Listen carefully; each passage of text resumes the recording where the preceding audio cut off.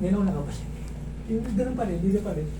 Pitik lang. Naging okay na nung malis ka. Tapos nung 1 week, parang... Before 1 week, parang may konti pang ano, agad sa...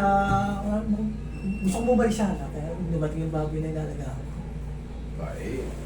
Ilang ano kaya... Siyempre kasi pagka...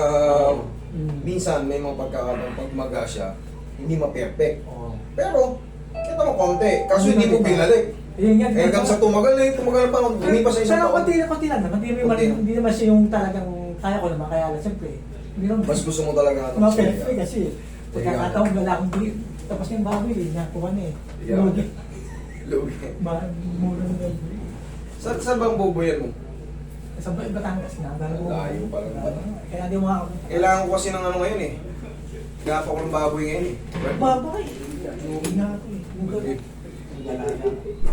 Mag-ano ko ngayon eh. Mag-birthday ako eh. Eh muna kayo. Okay lang. Una ngayon ang baboy no? Ayusin mo ngayon una niya Roy. Yeah.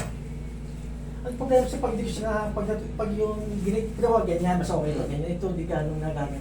Tapos ito naman, hindi ka, kaya masakit niya pag ganyan. Arthritis tong sa'yo eh. Ha? Arthritis. Arthritis. Ano ba? Pag may mga tumutunog-tunog, consider na yan arthritis. Pero, nabawasan yung galing ako rito. Hindi naman porket, Oo. hindi naman porket arthritis, hindi na natin maaayos. Hindi. Pero ang tawag dyan, kinukonsider na yan pag pina-x-ray, katulad yan, may tumutunog. Hindi nga wala naman. Eh, wala ba yan? Ano ba tawag dito? Ay, ito, Ano? okay, hindi ko sana Hindi mo nararamdaman? Oo. Tok. Yan. Pag may mga umi-scratch, consider yan. Kinukonsider na yan na osteoarthritis. Pero hindi naman porket sinabing osteoarthritis. Meron tinatawag na severe and mild. Ganun ba? Hindi ka naman severe kasi yung ibang Okay. pag ginagalaw sumasabit yung mga... Huwag kayong mabahala sa osteoarthritis. Matakot kayo pagka pina-x-ray nyo, wala na talagang space, doon kayo na matakot.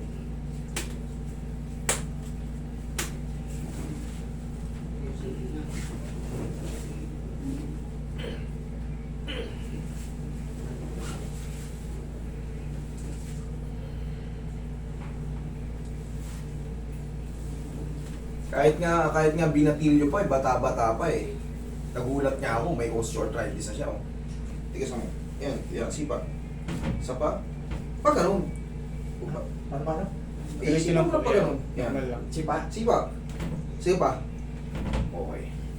Kasi sipa mo lang. Huwag nang pata. Sige. Papunta na kayo eh. Relax na.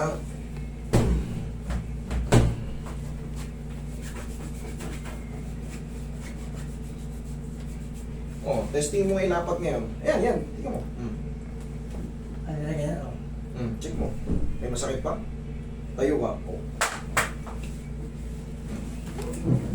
Ano mo magandang exercise para matupi pa na yung mga exercise mo na parang Stretching. ginagawa. Stretching ba? Ano magandang? Para ma-maintain yung may balik yung pagtupi niya. Ganito. Nakati lagi. 1, 2, 3. 1, 2, 3. Tapos pinaka-the best, meron munang pau. Pau talaga magdadala dyan. Kasi, meron tayong tinatawag na sign of aging. Nagre-reklamo rin yung mga joint natin, yung mga tendons natin, mga ligaments natin. Once na umiidad tayo, parang yung kumukunat. Nagkakaroon ng thickness. Tapos bigla ang kilos, siyempre mapupunit-punit yun pagka ano. Pero, magkaganon pa man, haplusan nyo ng pau, tapos stretch nyo. Ganun lang, simple lang. Ganyan lang palagi. Hold, 1, 2, 3, stretch, 1, 2, 3. Hindi ko nasabi nun. Ganun po. Okay. Okay, check mo ngayon, takbo ka. Okay na? Okay naman yan. Okay, kaya pala. Okay, thank you.